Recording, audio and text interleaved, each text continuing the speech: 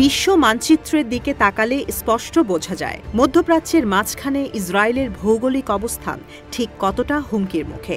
এই কারণেই মূলত ইসরায়েলের প্রধান মনোযোগ বহিঃশত্রুর আক্রমণ ঠেকিয়ে নিজেদের অস্তিত্ব রক্ষা করা। কেননা আরব দেশগুলো একজোট হয়ে ইসরায়েলকে আক্রমণ করলে ভেঙে চৌচির হয়ে যাবে ইহুদিদের ভূখণ্ড।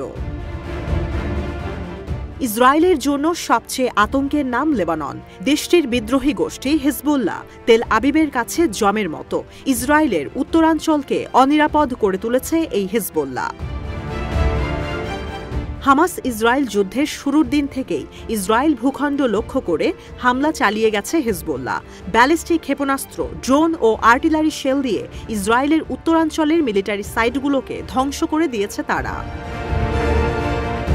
তবে হিজবুল্লাহর এই অভিযানের শোধ নিতে লেবাননে আগ্রাসন শুরু করে আইডিএফ। ইসরায়েলি অভিযানে প্রাণ যায় লেবাননের প্রায় ৪,০০০ বেসামরিক নাগরিকের।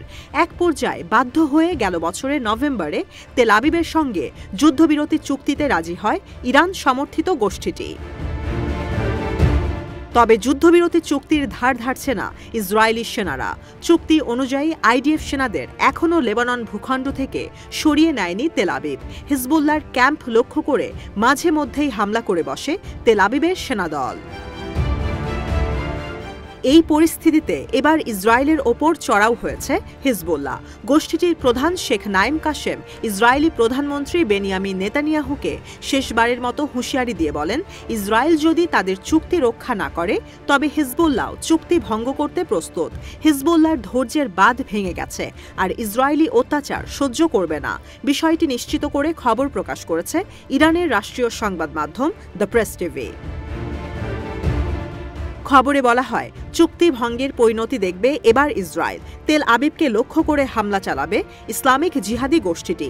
এছাড়াও ফিলিস্তিনিদের ওপর ইসরায়েলি হত্যাযজ্ঞ আর সহ্য করবে না তারা। ইসরায়েল বিরোধী লাগাতার অভিযান চালাবে শিয়াপন্থী হিজবুল্লাহ বাহিনী। আর এক্ষেত্রে লেবাননের সেনাবাহিনী সহ সাধারণ নাগরিকরাও তাদের সমর্থন করে।